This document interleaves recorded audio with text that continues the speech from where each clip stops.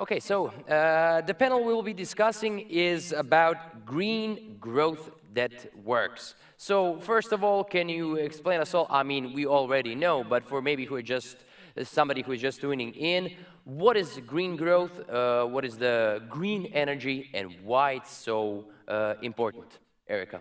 Thank you. Well, green growth and connection with the green energy is the future the European Union is trying to push to actually cut down the CO2 emissions.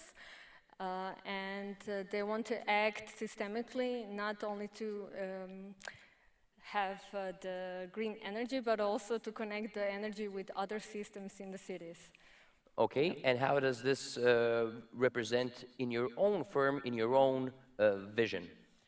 Well, my vision in the firm is to connect this with the cities, because I'm working on a project with the city of Križevci, trying to become climate neutral. So for me personally, I'm trying to connect not just the energy, but also other.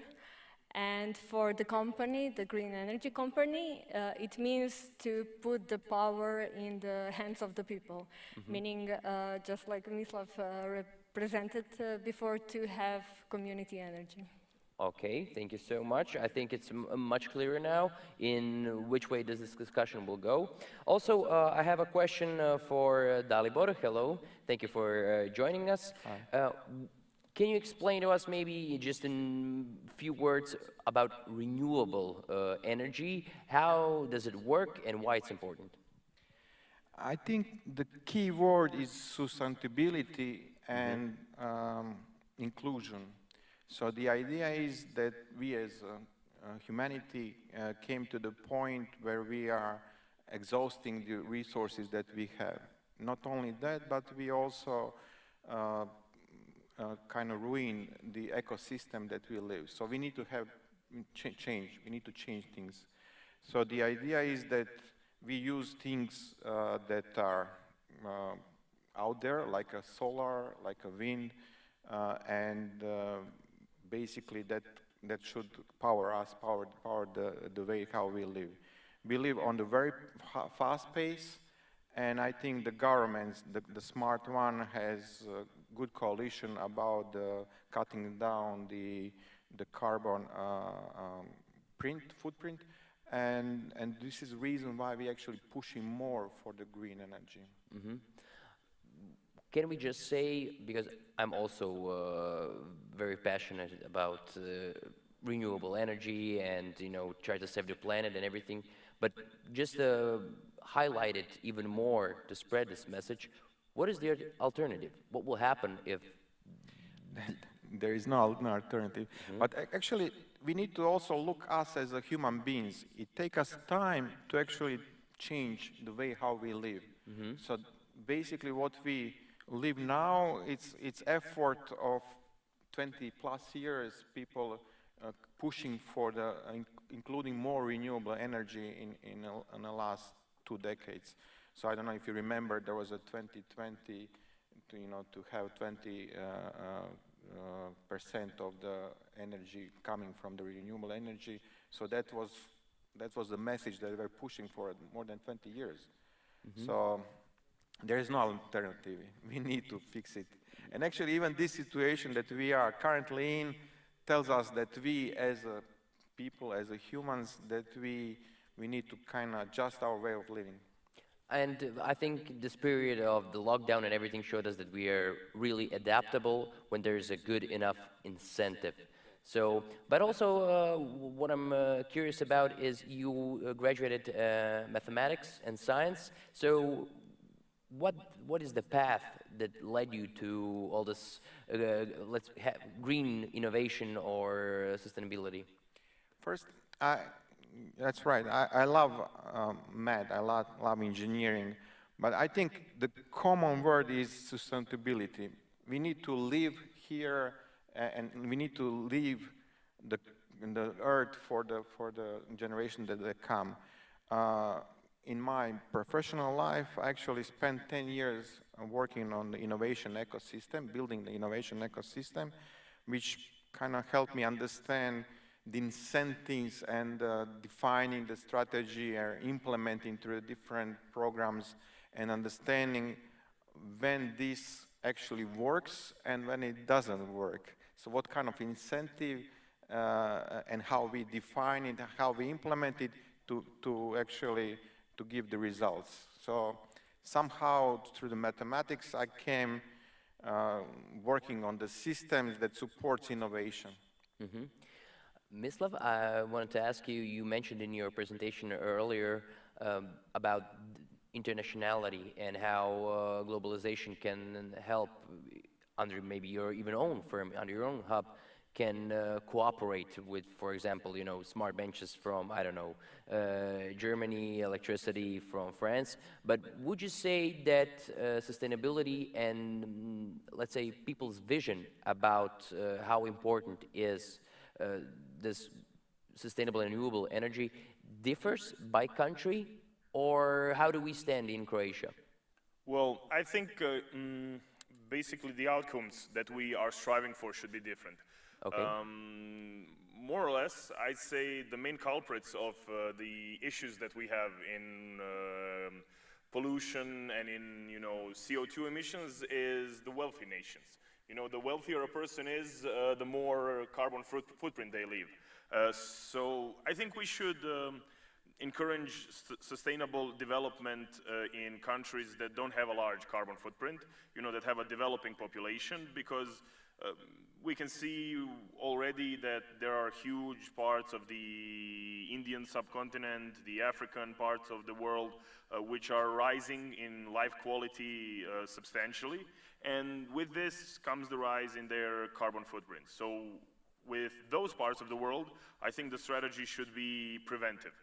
Let's not push them in a direction that they become large polluters, large carbon emitters. And for the countries that are already wealthy, it's a notable fact that one German would pollute 10 times more than somebody from, let's say, the Democratic Republic of Congo. So for those countries, we need to have basically a reactive measure. It's too late to be preventative. Now we need reactive measures. So this is the main split which I see that needs to happen. So we can't apply the strategy of, let's say, renewable subsidies and things like that to developing countries, since they are moving in a direction where we need to provide them with commercially viable solutions. But and this is something I mentioned in my presentation now, our utility companies are hugely financially invested in non-renewable sources.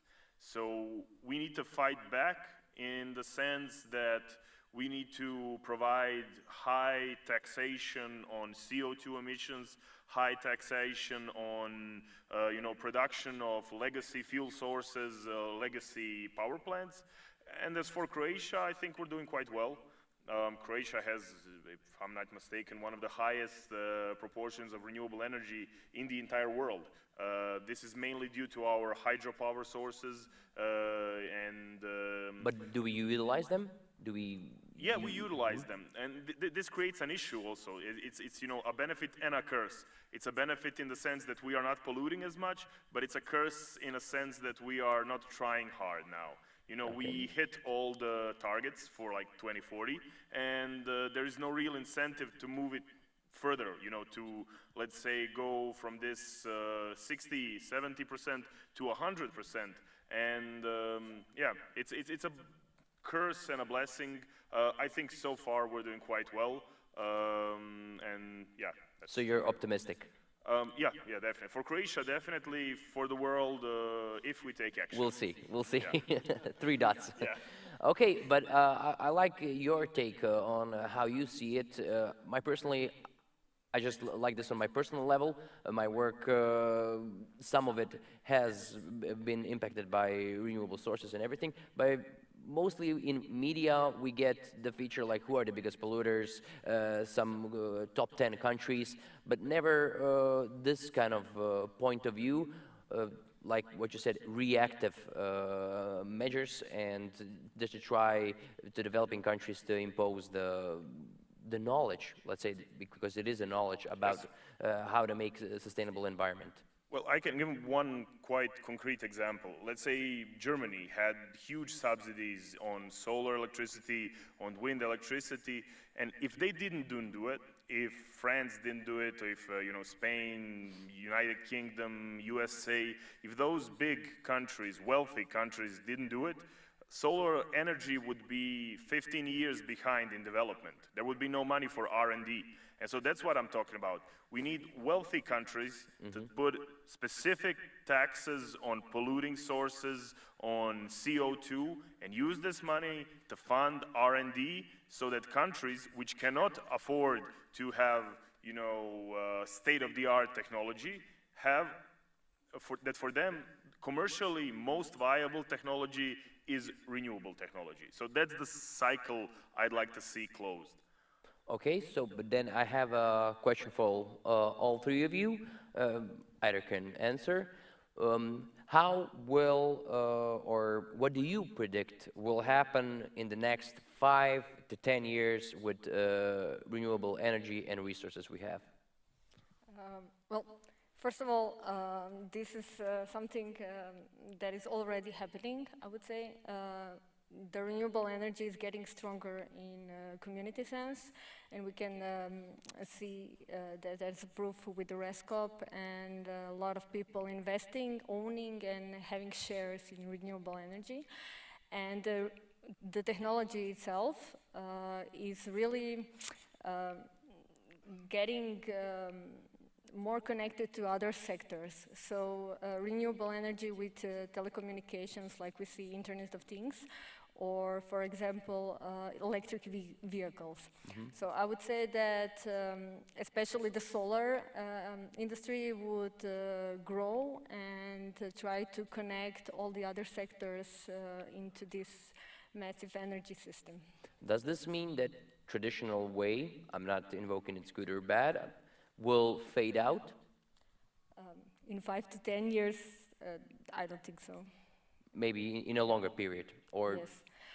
Well, for the 2030, we will be on the path of 3 scenarios by the IPCC, and we need to change drastically until then, because we will jump into the 8.5 scenario or the catastrophic one with natural disasters coming more often. However, yeah, it's the effort of the world, not just the countries and the people. right? And do you agree? Sorry? Yeah, I agree. I think if you look, this is something from innovation, education that we created. If you look in the past, every bigger invention actually created a new revolution. So when we discovered the steam machine, and we started in industrialization. And then with the discovery of the computer, we started IT, with the cell phone, ICT. And this is new revolution. And this one is a green revolution in which countries subsidize heavily, and mostly the big ones, because they invest in R&D more than others, creation of the new products. And then when we pass certain point, which is a point of inflection, we as a customers actually paying for this. And then we are basically investing in the new products and services that are aligned with our lifestyle, way of doing things. So, and I completely support this. We are in different sectors advancing because of Internet of Things, because of the price of the battery cells, of everything. We actually moving out from the these subventions to actually to market, and that's it. And everything else, if you look in the past, it becomes like a normal. So, but right now, the most of the hype, most of the things that are happening is actually in this green evolution. So you would say that green revolution right now is trending, is what's happening on the market? Absolutely, absolutely. With the biotechnology and ICTs in a later stage, the green evolution is actually hitting on. Do you think maybe it will be I mean, I'm sure it would be better if this happened maybe 5 to 10 years ago, but can you name maybe a specific reason, or is it maybe a financial incentive, or is it maybe the true need to change something? Why is it happening now and maybe not 10 years ago? Many things, but I would say one that comes on my head, top of the head first. So if you, let's say 30 years back, what kind of batteries you have and what would you use for the battery? You would have like a flashlight, you have a radio. Now, all of us, we have battery. So we have like a 5 billions batteries in a pocket. You have batteries for the photovoltaics. We have batteries that we never had it before. So basically, our way of living, our lifestyle, which actually is driven by the ICT revolution, actually promoted the green revolution. Great. Yeah. I would also be bold enough to say, especially because we have so many people who have their own startups, who are starting their own businesses, entrepreneurs, that if their business is not in line with green strategy or work process is on the downside of it, in 5 to 10 years, this company will basically not to do, right? I agree. So there are two things in innovation or as a startup that you should think about. First, there is like incremental innovation. So basically, everything is out there. You need to connect the dots. Right. So you need to. It's like it's a savings or a price cutting. So you're kind of creating more efficient tool for somebody that needs, and it goes across different sectors. So that's one thing. And the second thing, if you are looking for where we as humanity are going in 5 years, 10 years from now, and then you are creating service or product that will be in 10 years from now really usable. So this is disruption. So this is the second type of the investment that I would, encourage people to do. You have a hand? I don't know. Yes, we'll take questions right after the panel, so please save your question. I'll come down to you. But speaking of the companies, and especially for the young entrepreneurs, Mislav, I have a question for you. Who is making the greatest achievements in the field of green energy, and why they're doing it right? Well, I think, and I agree here with Dalibor, that it's a question of technology and allocation of capital, I would say. And on that field, we have quite a fruitful collaboration for quite some time now. So the idea is that in the system that we have it now, and I will not make any moral judgments about the system that we have now. It's a system that we have, and it's a system that we're most likely to have for the years to come. In this system, money talks. We can, hold hands, sing Kumbaya, we can go and protest or do whatever else we want. But at the end of the day, that may shift $100 million. We may shift $1 billion, but that's just a drop in the bucket in the global electricity production ecosystem. If we want to make impactful change, we need to make products that shift trillions. And I'm talking literal trillions and trillions of dollars every year need to be funneled into green energy for this to have any sort of impact on climate change. So I think the best idea is to have grassroots movements like we have now, which basically act like little startups. They'll try something. Like, for example, they tried this crowd lending model in Križevci, which turned out to be a really cool model. And now everyone else can learn from that model, extrapolate, maybe apply it somewhere else. Somebody else tries some other types of models. There have been numerous startups looking for different ways to finance renewable energy, to monetize renewable energy, and some of them succeed, most of them fail, but that's good. We have small initiatives that are trying. Healthy competition. Yeah, competition. But then you need willing investors. Then you need somebody who's willing to put, $1 million, $10 million, $100 million on the line to say, okay, we have proof of concept, let's make this work. And then, what was mentioned, with this, first small capital, then medium capital, you will reach this inflection point that was mentioned. Okay. And this inflection point becomes a point basically where the technology that we have built has become better than the technology we were subsidized against. And so this is, I think, this year or last year. It's a market. Yeah, It's a market. It's a pure market. And I think this has happened for renewable energy within the last 2 years. Like the price of solar became more competitive than the price of gas. The platforms which allow you to allocate your capital into renewable energy are now more plentiful than platforms enabling you to allocate your capital into legacy energy sources.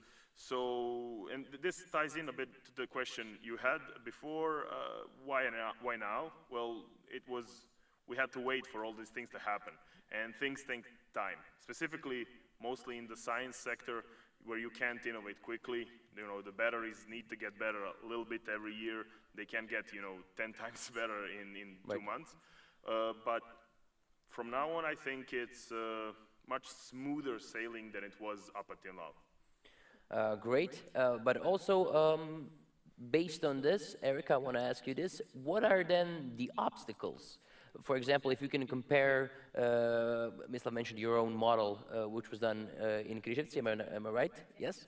So can you explain, based on those models, what were the obstacles you met during your project? I'm sure many young people are considering, but maybe they don't know what the obstacles are. So if you can share wisdom on that. Yes, so first of all, I would like to say what a micro lending or micro crowdfunding of the PV solar panel was. So we designed the power plant for the industrial sector for entrepreneurial center in Križevci. And we wanted it to be financed by the citizens to be the owners of the renewable energy. This was the model that was, first of all, imagined like to be crowdfunded, but we ended up on micro-lending, and the citizens had to invest into the power plant, the project, not over 10,000 kunas or 1,500 euros, just to limit the ownership and give the citizens opportunity to invest. They also have I think 3 or 4% of ROI. return. Yeah, thank you. And the main obstacle of this model, and we have 2 of them right now, is the period of returning investment. But were people willing to Yes. fund it, or they were like, no, I don't know what even this is, I don't want to be a part of it, or they really recognized the initiative? Yeah, they really recognize the initiative. To gain huge support. Yes, Great. for the first campaign, in I think 5 days we collected money, and for the second one in 2 days. Mm-hmm. Yeah. So it was like this, Yeah. pretty quickly. So citizens showed the interest in investments. Great, but how do you achieve that? Is it something that your own model should advocate? For example, you have to educate people, or do you find it that people in your hometown were on that level that they knew, okay, this is the way to go, this is what needs to be done, I'm getting my money into this project? I would say they're in for the money at first, but then again, it's the feeling of collectiveness, because, when you have a small town like Križevci and everyone is investing in the solar energy, you get a sense of the community, the connection and everything, and I think this attracted citizens to invest.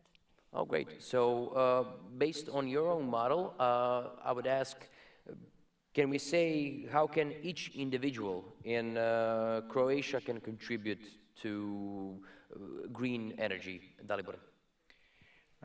This is what we do for a living. What we try to create is ecosystem. So if you have an idea that basically will help you bring other competencies and resources that you might not have at that moment. So we have two programs. So first one is connected to the soft skills. It's called In Now, but it helps you to get entrepreneurial knowledge, like business model, like intellectual property rights, marketing, presentation, understanding the market. So it helps you dive into some economics and the market to see, how do you stand there. And the second project that we I will just quickly, briefly stop you there. Where the people can find this information? Can you also share? yeah, there is a website in Now. I think we share with you, so it's on the website. With Leap, they can, under your Yes. own resume, they can find everything there. So based on this program, you can go and Google it. Well, And second one is access to finance. So basically, we really initiate now the cross-national platform together with the 6 countries, from Germany, Poland, Czech Republic, Hungary, Slovenia, and Croatia. It's a CE connector in which we are actually looking for any applications in innovation. And we are also, with the same platform, we are trying to get business angels. So either you can bring your own, or we'll try to find from the Europe. So the idea is that on one platform, we bring ideas, we bring investors, and we provide them investment to actually deliver their idea. how long has this platform been available to I users? think right now, our colleagues actually looking this now. So this is initiation from today. This is initiation. Yeah, Okay. that's it. So we'll invite everybody join the platform. There's a ton of beneficial. Yes. All the benefits you can get, including everything about green energy, right? Yeah. So basically, we are trying to give you resources that you don't have at this moment. So if you are creative, we will help you on one side to understand what you're up and against for. So you get like competencies that you might not have in real life, that any entrepreneur actually encounter sooner or later. And the second thing is, with your energy, with your team, if you have, you just, pitch for the idea, and we'll try to find investors and move this idea forward. I can give a very warm recommendation to collaborate with people from Invento, because my own company has actually scored an investor through their, basically, their partners, partners in crime or partners in investment. Great. Can you share a story how this went, how this went down? Yeah, basically, Ivana, say hi. She invited me to pitch my company idea on their panel. I think it was even Leap last year. Yeah, it was Leap last year. There you go. We pitched Where the Leap company. changes go into action. Yeah. We're back to the crime scene. Yeah. So we won the first place on that pitch competition. Then we went to Krakow for the finale of the power-up competition. And then we didn't win there, but they contacted us. They liked the business idea, they liked the proposition that we're doing. They connected us with their partners, Energy, who are like huge investment fund, and we have already closed 2 rounds of investment, totaling over like $550,000 in the past year through collaboration with them. So yeah, definitely warm recommendation from my side. Strong recommendation. Okay, but can you now, let's say, describe the difference 1 year ago and today, your own workday and involvement in green energy? Well, what's the biggest difference? The biggest difference, I'd say, is everything. In a few words, yeah, everything. yeah. You do the math, people. Yeah. So the startup ecosystem on itself is a very ruthless, dynamic world. And if you stand still for even a month, you're behind. And I say everything is different. We're building a different product than we did a year ago. We have different people. We have different customers, different customer segments. So what was provided to us, I would say, in the most valuable things were beyond, of course, the financial investment, were the connection with this huge ecosystem of partners, of suppliers, vendors, consultancy companies. So, through them, we did like free due diligence for our company. We were connected with one of the biggest consulting firms in urban mobility and renewable energy innovation. They took us to Paris, not for a romantic dinner, but for a business booster conference where we networked with a lot of very, very prominent people from the renewable energy business. So, yeah, I think beyond just money, it's a value-added investment, and if you're running a startup, well, in 1 year, literally everything changes. So. Okay, so, but based on your experience, like say, prior to 1 year and now, what would the key advice be for people who are you 1 year ago? Wow, I'm not quite sure. I'm not the best with advices. What did it take to win the pitch? Hunger. Hunger? You have to be yeah, hungry. I'm certainly hungry. Yeah, I'd say that you have to have this drive. You have to have this all or nothing mentality. It's either we do this or we do nothing at all, because it's, a lot of people will try to have a company and then a job on the side, and then, they'll try to benefit themselves in some way. For me and my co-founder, we maxed out our credit cards, we quit our well-paying jobs, we, basically were working long hours, long days. So it has to be, yeah, I think that's a one word, how you sum it, but yeah. But let me explain. It's not risky, it's uncertainty. Because if you living this, you will succeed. You will definitely learn something. You will become new person, better person. You might not actually develop what you, started with, yeah. but you will actually end up somewhere. So it's not all or nothing. It's not that. I think it's something. It depends how much and when. So you shouldn't. This is not like a betting. You have this drive, you follow this drive. It's like what people did in, I don't know, 15th century when they sit in a boat and went to discover new places. You're discovering. Yeah, you never know what's the end of the path. You never know. It's the path that makes it all worthwhile, right? But also, I would maybe just yeah. take this sentence, you might not end up with what you started with.